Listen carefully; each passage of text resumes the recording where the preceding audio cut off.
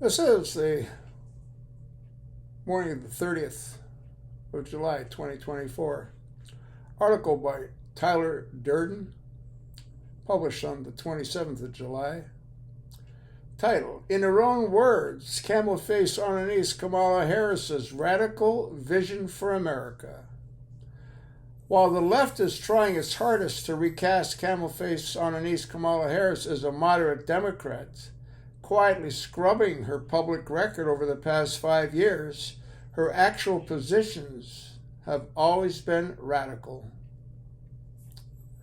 For starters, she's on record wanting to abolish ICE, which she compared to the KKK, letting criminals like the Boston Marathon bomber and rapist vote, ban fracking and offshore drilling, defund the police, provide a U.S. taxpayer-subsidized health care to illegals, and ban private health insurance. You can't make this stuff up. Let's listen to a bit of this clip here. It's a 50-minute clip. I'll just play a little bit of it for you. Tuesday Slide to me may have been a fail for him, even if things weren't going on, just because so obvious. You think it's a fail? I don't think it's a fail. I'm just saying for me, it doesn't do anything. It'll be nice maybe one day you'll hear it and you go, oh, this was cool. But relative to like a Drake Smidash,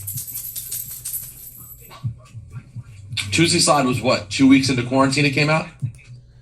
Enough of that. So it's a 50-minute clip. You're free to watch at your convenience. Meanwhile, during the 2020 Democratic primary debate, Harris said that if elected president, she would ban by executive order the importation of assault weapons. Let's listen to this. It's up 100 days, including banning imports of AR-15 assault weapons. That's right. President Obama, after Sandy Hook, more than 23 executive actions, and yet here we all are today. In recent days, former Vice President Biden has said about executive orders, some really talented people are seeking the nomination. They said, I'm going to issue an executive order. Biden saying there's no constitutional authority to issue that executive order when they say I'm going to eliminate assault weapons, saying you can't do it by executive order any more than Trump can do things. Take a look at around the 20-second mark when Camelface lifts her head up. Do you see an Adam's apple? Have a look at it. This is the article that's on X, Live News, the Democratic debate. You got to watch it. It flips by quick. When he says he can do it by executive order, does the vice president have a point there? Some things you can. Many things you can't. Let the senator answer. Well, I mean, I would just say, hey, Joe, instead of saying no, we can't, let's say yes, we can. Let's be constitutional. We got a And yes, we can. Complete fucking nut. She also said she would reinstate deferred action for childhood arrivals, DACA status, and DACA protection for illegal immigrants, and end other Trump-era immigration policies. Vice President-elect Harris tells National Immigration Integration Conference she and President-elect Biden will send an immigration bill to Congress to reinstate DACA, repeal harmful and discriminatory policies like the Muslim ban in first 100 days in office. Let's listen to this bitch. These last 4 years have been heartbreaking and difficult ones. Children have been separated from their families. Those fleeing persecution have been denied the ability to even apply for refuge. And immigrants, even immigrants who came here legally and have been here a long time, have been subjected to attack and abuse. President-elect Biden and I will work to right the wrongs of these past 4 years and honor and advance America's heritage as a nation of immigrants. We know that immigrants have always made our country stronger, and that's what they are doing today. As we have grappled with the coronavirus pandemic, immigrants are on the front lines, helping to keep us safe and healthy, and helping to keep our economy going as healthcare professionals, caregivers, grocers, and farm workers. And together, we will build a better, more humane immigration system. In our first 100 days, we will send an immigration bill to Congress, reinstate DACA, repeal harmful and discriminatory policies like the Muslim ban, And during our administration, we will repeal indiscriminate enforcement policies that tear families apart and make us less safe. So thank you again for all the work you have done and continue to do. That work is not easy, I know. But I know also that we can deliver the change we need. And President-elect Biden and I are looking forward to working alongside you in the weeks, the months, and the years ahead to usher in not only a better immigration system, but a more just and equitable America. Look at the flat forehead on this freak.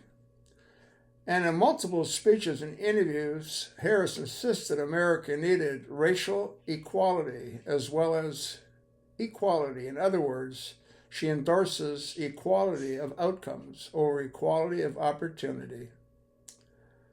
There's a big difference between equality and equity. Let's listen to this.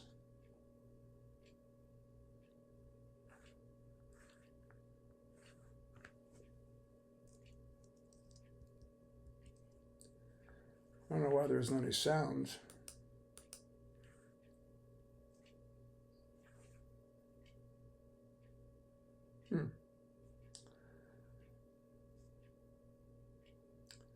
She supported bailing out the 2020 rioters. Accused rapists, repeat offenders, and rioters alike benefited in the June 2020 when Harris encouraged her social media followers to donate to bail fund dedicated to those arrested for the months-long $2 billion siege of cities like Minneapolis. The vice president later lied about her involvement in the money-raising scheme. She put other countries' borders before her own. Harris traveled thousands of miles away from the U.S. border invasion she was tasked with handling to deliver peace and security to the borders of Ukraine, which is a country. She proudly enabled the Jussie Smollett race hoax. Harris called the staged hate crime an attempted modern-day lynching. She did not apologize even after Smollett was found guilty of felony disorderly conduct and making false police reports. She sponsored legislation that would codify abortion through all 9 months. She's anti-Catholic. She refuses to oppose abortion until birth. Swing voters don't like VP Harris. Let's listen to this. Interesting news. Recent focus groups conducted by the super PAC Republican voters against Trump found that swing voters don't like Harris. And focus groups conducted by the Democratic National Committee also found Harris rubs some people the wrong way. So, Jonah, how big a drag is Kamala Harris on the ticket? I think she's a pretty big drag. I think she was arguably Biden's worst political decision of his presidency to pick her in the first place. And one of the special reasons that she's a drag is Biden's age concerns people. They worry that he can't fill a term. They worry that he's not up to the job. And so the vice president matters more than they normally do. I generally think going into the future that Democrats really should not nominate or front people who come from decidedly all blue states unless they're like once in a generation talents like Barack Obama. Because Kamala Harris does not know how to talk to the center or to the right. She only really knows how to sort of speak the language of the base of the party, and that's 34% of the electorate. Let me pick up on that, because it's not just focus groups that are down on Harris right now. In a recent poll, national poll, 40% approved of the vice president's job performance, while 55% disapproved. And Kara, to Jonah's point, given the fact that people are so worried, voters on all political stripes are so worried about Biden's age and whether he's going to last for 4 more years, is it a problem when they're not very satisfied or reassured by the person who would succeed her? Doesn't really matter. She's not going to be replaced, and they don't like her. There's lots of reasons they don't like her, and I don't think the vice president matters as much as people think. I don't think they think about her unless With an 82-year-old Yes, I get president, that. it might I get matter that, more. but right now, I don't think that's the first thing they think about is her necessarily. I just don't. I think they've not liked her. She's had not a successful vice presidency, although I don't know what that means at all because I don't think people thought of Mike Pence very much or Dan Quayle or anybody else. And so it doesn't matter because she's not going anywhere. He's not going to replace her. Think about that. Think about the earthquake that would cause. And so I think Jim is right though in the sense that she really does struggle with her communication skills. She really. Well, it's so interesting you say that because the vice president's staff, Lulu, is saying, well, you know, she got off to a rough start, whether it was just 1 year or 2 years or whatever, but she has finally found her voice. One of the things that people objected to was her voice. They said they found her voice, especially her laugh, annoying.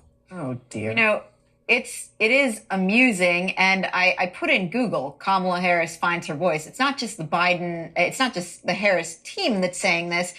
When you Google that, you get several articles by reporters. It is the media that's saying this, and about once every 6 months, the media writes a story, Kamala Harris finds her voice, and usually it's on the abortion message. If she had a strong, consistent voice and was really finding a lot of success as vice president, we wouldn't read an article every 6 months. Yes, because no one ever writes about women and their voices. No one ever writes about women smiling or being appealed. Well, you know, I kind of anticipated this. I'm sorry, People but write about Robert F. Kennedy Jr. and his voice. Not that much. Come on. Oh, It is a particularly annoying voice, by the way. But that's besides the point. It's precisely the point. so Her voice is an issue. She's got a problem with communicating. She sounds like a prosecutor. I would say that's probably she sounds like what she was for years. I think the issue is she's also a woman. She's also a woman of color. And I'm not blaming it on that necessarily, but she has got a lot of inbuilt things. Are you suggesting that women don't face a double standard in politics? I'm just saying that I think the voice